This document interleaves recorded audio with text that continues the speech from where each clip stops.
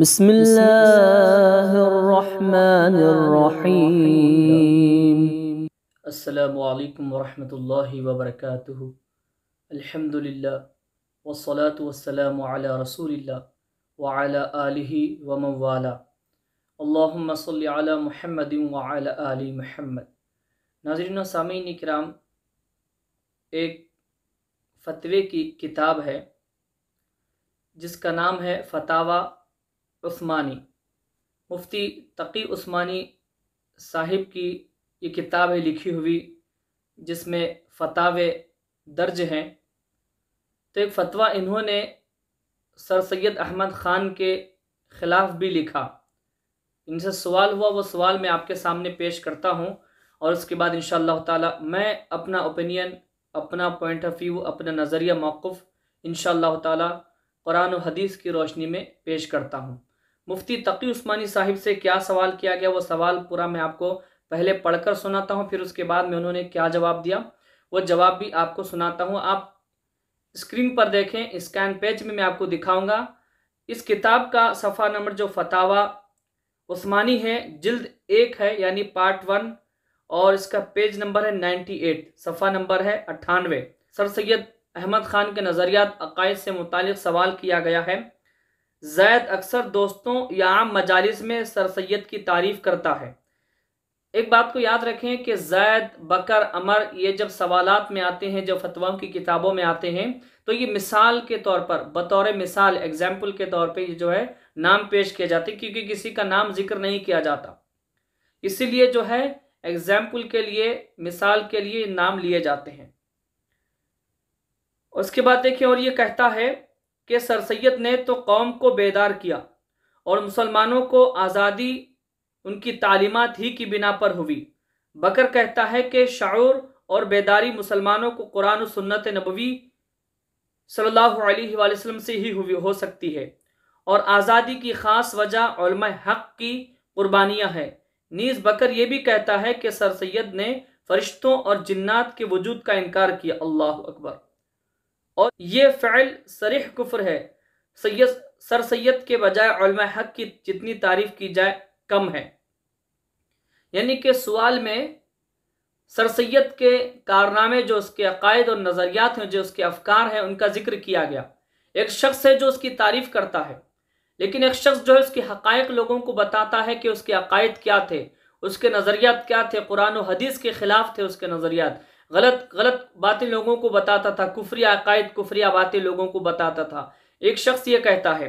اب ان سے سوال ہوتا ہے کہ دونوں میں صحیح کون سا ہے؟ پھر اس کے بعد میں آگے ہے مسلمانوں کا زوال اور پستی، انگریزی تعلیم سے محروم رہنا ہے، اور وہ یہ بھی کہتا ہے، یعنی کہ جو مسلمان پستی میں ہیں، جو نیچے ڈوبے ہوئے مسلمان عروج نہیں پاتے، تو اس کی وجہ کیا ہے کہ وہ انگریزی تعلیم سے محروم ہے۔ مگر بکر اس کا قائل نہیں، یعنی کہ جو بات اس نے کہی کہ انگریزی سے دور رہنے کی وجہ سے مسلمان آج پستی میں ہے، تو بکر کہتا ہے کہ یہ بات صحیح نہیں ہے۔ زوال کی وجہ حدیث سے نبوی صلی اللہ علیہ وآلہ وسلم کی تعلیمات پر عمل نہ کرنا ہے، یعنی کہ مسلمانوں کو جو زوال ملا ہے، جو پستی ملی ہے، وہ حدیث سے نبوی صلی اللہ علیہ وآلہ وسلم پر عمل نہ کرنا، یعنی سنتوں پر عمل نہ کرنا، احکام اسلام پر، شریعت کے احکام پر عمل نہیں کرنے کی وجہ سے لوگ جو ہے زوال میں ہیں، مسلمان پستی میں ہیں۔ جو اس نے کیا کہا کہ انگریزی تعلیم سے محروم رہنے کی وجہ سے یہ ہوا۔ اللہ اکبر! کیسے اس کے عقائد تھے؟ اب دیکھیں، اب اس کے بعد سوال ہوا، مفتی تقی عثمانی صاحب کیا جواب دیتے ہیں۔ اصل میں ایک ہی سوال میں 2 سوال پوچھے گئے ہیں، اور انہوں نے جو 2 جواب دیے ہیں، تو ہم ایک ہی سوال اور ایک ہی جواب آپ تک پیش کرتے ہیں۔ مفتی تقی عثمانی صاحب جواب دیتے ہیں، بکر کی باتیں درست ہیں، یعنی کہ ایک شخص ہے جو زید، وہ تعریف کرتا ہے سر سید احمد خان کی، اور بکر جو ہے اس کے کیا کیا کارنامے، عقائد ہیں، کفریہ غلاظتیں جو اس نے بکا ہے، اس کے گندے عقائد جو تھے، کفری عقائد، نظریات، افکار، وہ بکر پیش کرتا ہے۔ تو مفتی تقی عثمانی صاحب نے ان تمام باتوں کو صحیح کہا ہے جو بکر نے کہا۔ بکر کی باتیں درست ہیں۔ سر سید احمد خان صاحب کے دینی نظریات جو انہوں نے اپنی تفسیر میں بیان کیے ہیں، انتہائی گمراہانہ ہے۔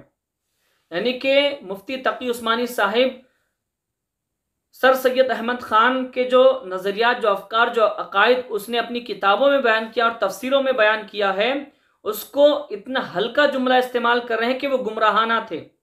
تو جو گمراہانہ عقائد جس کے ہیں وہ شخص گمراہ ہوتا ہے۔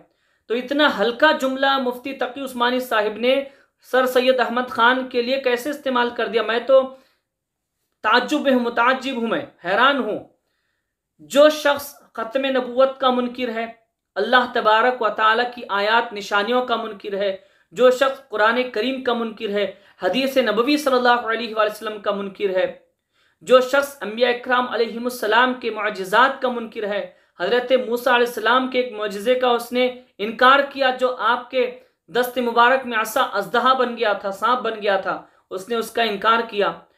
اور یہ شخص جو ہے اپنے کفر میں اس طرح پھنسا ہوا تھا کہ یہ بدترین کافر ہے، بدترین کافر ہے سر سید احمد خان۔ تو اس کے لیے سیدھا ڈائریکٹ یہ لکھنا چاہیے تھا کہ اس کے عقائد کفریہ ہیں اور یہ شخص کافر ہے، دار اسلام سے باہر ہے۔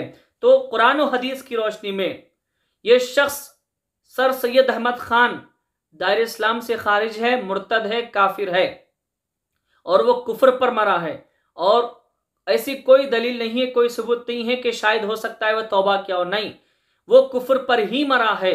اور میں سب سے بڑا متعجب تب ہوا جب پاکستانی حکومت نے، جو کہ ایک مسلم حکومت ہے، پاکستانی حکومت نے وہاں کے نوٹوں پر اس بدبخت کی تصویر بھی لگا دی۔ سر سید احمد خان کی تصویر پاکستانی حکومت نے نوٹوں پر لگا دیا۔ آپ اس نوٹ کو بھی ملاحظہ کر لیجئے، اس نوٹ کو دیکھ لیجئے کہ اس نوٹ پر سر سید احمد خان کی تصویر ہے، حالانکہ اس کے عقائد سے سب لوگ واقف ہیں۔ تو پاکستان کے لوگ کیا کر رہے ہیں؟ اس کی تصویر کو کیسے آنے دیا گیا؟ جو شخص ختم نبوت کا منکر ہے، جو شخص اللہ تبارک و تعالیٰ کی شان، اس کی قدرت، اس کی نشانیوں، اس کے آثار، اس کے آیتوں کا وہ منکر ہے، انبیاء اکرام علیہ السلام کے معجزات کا منکر ہے، حدیث نبوی صلی اللہ علیہ وآلہ وسلم کا جو شخص منکر ہے، وہ شخص کیسے مسلمان ہو سکتا ہے؟ اس کی تصویر کیسے آئی؟ اور جو فرشتوں اور جنات کے وجود کا منکر ہے، جبکہ جنات اور فرشتوں کے وجود کا ذکر تو یہ عقائد میں سے ہے، اس کو ماننا چاہیے۔ قرآن کریم اور حدیث میں تو اس پر ایمان لانے کا حکم دیا گیا، اور جو اس سے پھر گیا وہ تو بے ایمان ہے، وہ کافر ہے وہ شخص۔ اللہ تبارک و تعالیٰ کی بارگاہ میں دعا کرتے ہیں کہ مولا کریم ہم سب کو صحیح عقائد نصیب فرمائے، مولا کریم ہم سب کو گمراہ گر لوگوں سے بچائے، کافر اور کفریہ عقائد رکھنے والوں سے بچائے، آمین ثم آمین بجاہ النبی سید المرسلین طہ و یاسین۔